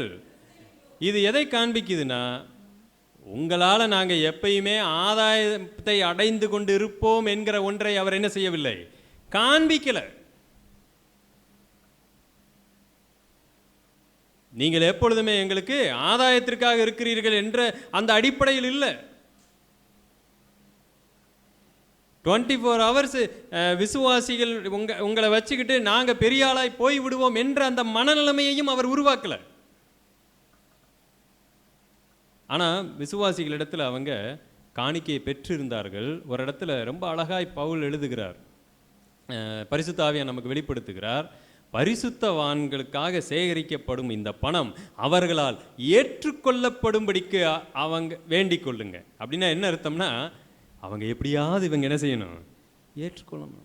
அந்த அளவுக்கு அவர்கள் பண விஷயத்தில் மிகுந்த ஜாக்கிரதையுடையவங்களா இருந்தாங்க. பின்ன யார் அவங்கள குறை சொல்ல முடியும்? பவுல் அவ்வளவு எளிதாக யாருக்கிட்டையும் தனிப்பட்ட முறையில் பணத்தை வாங்கக்கூடியவராக இல்லை. அவர்கிட்ட உன்னை கொடுத்து வாங்க வைக்கணும்னா அவ்வளோ கஷ்டமாக இருக்கும். பின்ன எப்படி அவரை குறை சொல்ல முடியும்? அடுத்து மிக முக்கியமான ஒரு இடம் 10வது வசனம். இதுதான் இன்றைக்கு மிகப்பெரிய நாம் இழந்து விட்ட ஒன்று. விசுவாசிகளாகிய உங்களுக்குள்ளே நாங்கள் எவ்வளவு பரிசுத்தமும் நீதியும் பிழையின்மையுமாய் நடந்தோம் என்பதற்கு நீங்களும் சாட்சி, தேவனும் சாட்சி. நம்ம குமாரபுரத்தை மாற்றணும்னா ஜெபத்தால் ஒரு ஜெபத்தை ஜெபிச்சுட்டு போய் மாற்றிட முடியாது. It's a discipline life style. என்ன லைஃப் ஸ்டைல் இது? இதுதான். இப்போ வரை நம்ம வாஸ்தம் பார்த்தீங்களா? இதுதான் அந்த பூர்வ பாதை. இந்த எல்லாம் பார்த்தீங்கன்னா கிராமம் என்று நம்ம சொல்லலாம். உங்கள் வீட்டில் ஹஸ்பண்ட் அண்ட் ஒய்ஃப் நீங்கள் சண்டை போட்டுக்கிறது பக்கத்து வீட்டில் தெரிஞ்சு போயிடும். ஒரே ஒரு சண்டை உங்களுடைய ஒட்டுமொத்த வாழ்நாள் கிறிஸ்டியானிட்டி லைஃபையே சீர்துளைத்து போடுவதற்கு அது போதுமானது. அதுக்கப்புறம் நீங்கள் சமாதானமாகலாம், சந்தோஷமாக இருக்கலாம். ஆனால் பக்கத்து வீட்டில் நீங்கள் சாட்சியை இழந்து விட்டீர்கள். தேவன் உங்களை கொண்டு செய்ய போகிற ஒரு பெரிய காரியத்தை நீங்கள் உடைத்து போட்டு விட்டீர்கள். கண்ணாடி மாதிரி எவ்வளவு ஜாக்கிரதையாக இருக்கணும். நாம் விளையாட்டை பண்ணிட்டு இருக்கிறோம். நம்ம இங்கே வந்து சுவிசேஷ சொல்லிவிட்டா சுவிசேஷ ஊழியம் நடந்து விடும், அப்படியா? கிடையாது. சுவிசேஷ ஊழியம் நடக்கணும்னா இது எல்லாம் ப்ராப்பராக இருக்கணும். அவங்க எதுக்காக நம்மகிட்ட வரணும்? கர்த்தரை தேடி ஏன் வரணும்? உங்கள் வீட்டில் ஒரு சத்தம் கூட கேட்கக்கூடாது. சண்டைங்கிற ஒரு சத்தம் இருக்கக்கூடாது. நீங்கள் தேவனுடைய ராஜ்யத்திற்கு பெரிய குழப்பத்தை விளைவித்துக் கொண்டிருக்கிறீர்கள் என்பதை மறந்து விடாதீங்க. பவுல் சாட்சியை சொல்லுகிறார், உங்கள் மத்தியில் இருந்தபோது எவ்வளவு பரிசுத்தம், எவ்வளவு நீதி, எவ்வளவு பிழையின்மை. இது எவ்வளவு வார்த்தையில பயன்படுத்துகிறார். தவறி கூட எதையும் நாங்கள் செய்யலை. என்ன மாற்றத்தை நம்ம கொண்டு வர போகிறோம்? அன்னைக்கு வந்த ஒரு மிஷினரி, இப்படி யோசிக்கிறேன், தவறாக எடுத்துக்காதீங்க. அன்னைக்கு வந்த மிஷினரி திடீர்னு ஒரு பெரிய பாவத்தில் பிடிபட்டு போயிட்டாருன்னா எப்படி இருக்கும்? ஒரு 2 மிஷினரிகள் குமாரபுரத்துக்கு வந்தாங்க, மிகப்பெரிய பாவத்தில் விழுந்து விட்டார். ஏன் சாத்தானுடைய சோதனை அவங்களுக்கு இல்லையா? வந்திருக்காதா? என்ன நினைக்கிறீங்க? அவங்கள விழத்தள்ளிட்டா அந்த கிராமத்தையே விழத்தள்ளிடலாம். வந்தாரியா, வெள்ளைக்காரர் வந்தார், இங்கே வந்து இவர் ஒரு தப்பு பண்ணிட்டார், ஒரு தகாத உறவிலே அவரை நாங்கள் பிடிச்சிட்டோம். எப்படி இருந்திருக்கும்? கிறிஸ்டியானிட்டி ஜீரோவாக போயிருக்கும்.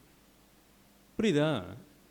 சத்தியம் உண்மை, ஆனால் அது ஒரு நபருடைய தவறால் அது எவ்வளோ பெரிய பிரச்சனையை உண்டு பண்ணியிருக்கும். அப்போ எந்த அளவுக்கு அவங்க ஜாக்கிரதையாக இருந்திருப்பாங்க. நாம் எவ்வளோ ஒரு அக்கினியான ஒரு இடத்துல நின்றுட்டு இருக்கிறோன்னு உங்களுக்கு புரியுதா? நம்ம விளையாடிட்டு இருக்கிறோம் வீட்டில் உட்காந்துக்கிட்டு, சர்வசாதாரணமாக மாமியார் சண்டை, மருமகள் சண்டை, மாமனார் சண்டை, எல்லா சண்டையும் போட்டுக்கிட்டு இருக்கிறோம். இன்னும் சில விசுவாசிகள் கெட்ட வார்த்தை பேசிக் கொண்டிருக்கிறார்கள். வெட்கக்கேடான ஒன்று. சபைக்குள் சண்டை நடக்கிறது. சபை என்ன சொல்லுவது? கட்டடத்திற்குள் சண்டை நடக்கிறது, வீட்டுக்குள் சண்டை நடக்கிறது. இது எல்லாம் எந்த அளவுக்கு ஒரு பெரிய ஒரு அதிருப்தியை மற்றவர்கள் மத்தியில் உருவாக்கி இருக்கிறது. இது எங்க நிறுத்தப்படணும்னா வீட்டில இருந்து ஆரம்பிக்கணுங்க. நம்மளுடைய சிறு பிள்ளைகள் வீட்டில இருந்து நீங்க சொல்லி வைக்கணும். அவங்களே சண்டை போடக்கூடாது. என்ன பிள்ளை அப்படிதான் அடிச்சுக்கிறோம், இல்லை, கிடையவே கிடையாது. நாம் அப்படி சொல்லி அவங்களை அப்படி மாற்றி வச்சிருக்கிறோம். உங்களுடைய பிள்ளைகள் உங்களுக்கு கீழ்ப்படியணும். தேவையில்லாமல் கெட்ட வார்த்தைகளை பேசும்படி அவர்களுக்கு அனுமதிக்கக்கூடாது. பெரியவங்க வந்து அவங்க மரியாதை கொடுத்து பேச வேண்டும். அப்போ மரியாதை கொடுக்கும் பொழுது தான் அவங்க சரியான டைம் வரும் பொழுது எல்லாருக்கும் மரியாதை கொடுப்பாங்க, உங்களுக்கும் மரியாதை கொடுப்பாங்க. அன்பானவர்களே, பூர்வ பாதைக்கு நாம் திரும்பணும். வெறும் ஒரு பைபிள் வாசிப்போ ஜெபமோ எல்லாவற்றையும் மாற்றிவிடும் என்று நினைக்கக்கூடாது. போதகர்கள் பார்த்து கொள்ளுவார்கள் என்று நினைக்கக்கூடாது. நாம் எல்லாருமே கிறிஸ்துவின் பணியில் இருக்கிறோம். நீங்களும் நானும் அந்த ஒரு பெரிய ஓட்டத்தில் ஓடிக்கொண்டிருக்கிறோம். நம்மளுடைய பொறுப்பறிந்து நீங்கள் செயல்பட வேண்டும். நீங்கள் செய்யக்கூடிய ஒரு சிறிய தவறு ஒட்டுமொத்த கிறிஸ்தவ சாம்ராஜ்யத்திற்குமே பேரிடியாக இருக்கும். ஆகவே தான் இயேசு கிறிஸ்து இந்த இடத்துல மட்டும் மிக கடுமையான வார்த்தையை பயன்படுத்தினார். இடரர்கள் வராமல் போவது கூடாத காரியம். ஆனால் யாரால், எவனால் இடரல் வருகிறதோ, யாருக்கு இடரல்?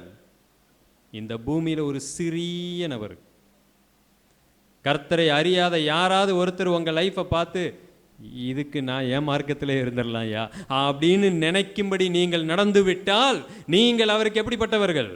இடரல். உங்களுக்கு என்ன ஆண்டவர் வச்சிருக்கிறாரு? அவர் என்ன பண்ணணும்? அவர் கழுத்தில் அம்மிக்கல்ல கட்டி சமுத்திரத்திற்கு போய் நடுவில் சும்மா போட்டாலே போய் சேர்ந்துருவோம் ஆண்டவர். இதில் நீங்கள் அம்மிக்கல்ல வேற கட்டி போட சொல்றீங்க. இவ்வளோ தூரம் ஒரு கடுமையான வார்த்தையை அவர் ஏன் பயன்படுத்த வேண்டும்?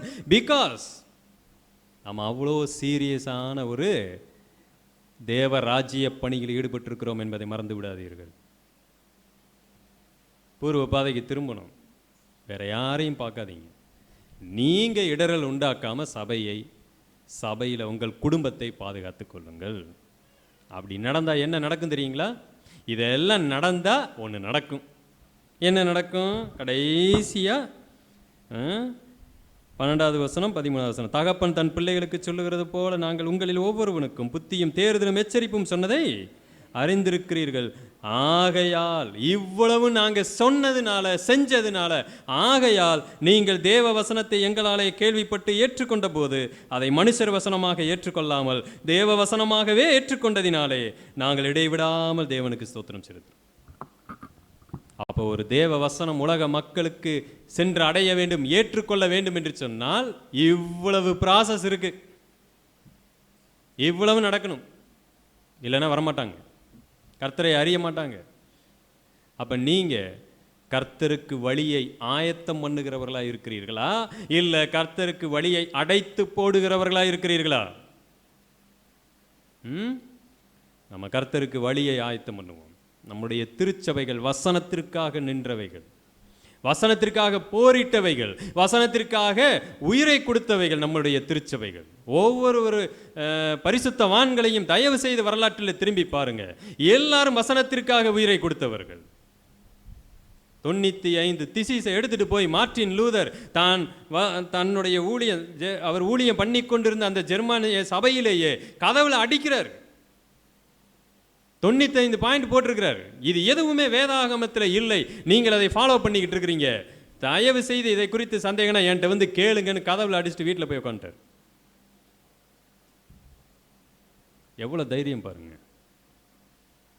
அவர்கள் தான் நீங்களும் நானும். ஆனால் இன்றைக்கு நாம் பல இடங்களில் கோட்டை விட்டு கொண்டிருக்கிறோம். எனக்கு அன்பானவர்களே, நான் யாரையும் குறிப்பிட்டு பேசலை, ஒட்டுமொத்த இன்றைக்கு சபையினுடைய நிலைகளை அலசி ஆராய்ந்த அடிப்படையில் தான் உங்களிடத்தில் பேசி கொண்டிருக்கிறேன். இன்றைக்கு நாம் செய்ய வேண்டியது வெறும் சுவிசேஷ பணி அல்ல, இந்த ஒரு பணி நம்முடைய லைஃப் ஸ்டைலே மாற வேண்டி இருக்கிறது. எனக்கு அன்பானவர்களே, இந்த சத்தியம் நம் வாழ்வை மறுரூபப்படுத்தட்டும். கர்த்தர் நம்மோடு பேசி இருக்கிறார் என்று நம்புகிறேன். அடியனுக்கு கொடுத்த இந்த வாய்ப்புக்காக நன்றி செலுத்துகிறேன். திருச்சபை போதகர்கள், பொறுப்பாளர்கள், விசுவாச பிள்ளைகள், நீங்கள் அடியனுக்கு இந்த வாய்ப்பை கொடுத்துருக்கிறீங்க. உங்களுக்கு என்னுடைய நன்றிகள். தொடர்ந்து உங்களுக்காக நாங்கள் ஜெபித்துக் கொள்கிறோம். எங்களுடைய ஊழியத்திற்காகவும் நீங்கள் ஜெபித்துக் கொள்ளுங்கள். தேவனுடைய நாமம் என்றும் என்றும் சதா காலங்களிலும் மகிமைப்படுவதாக. ஆமென்.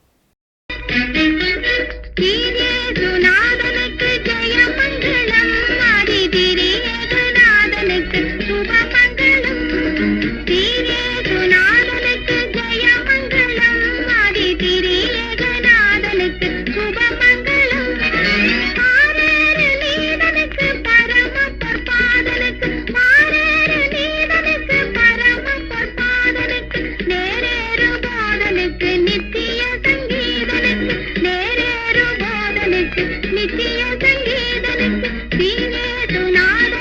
ஜெய மங்களம் ஆதி திரிய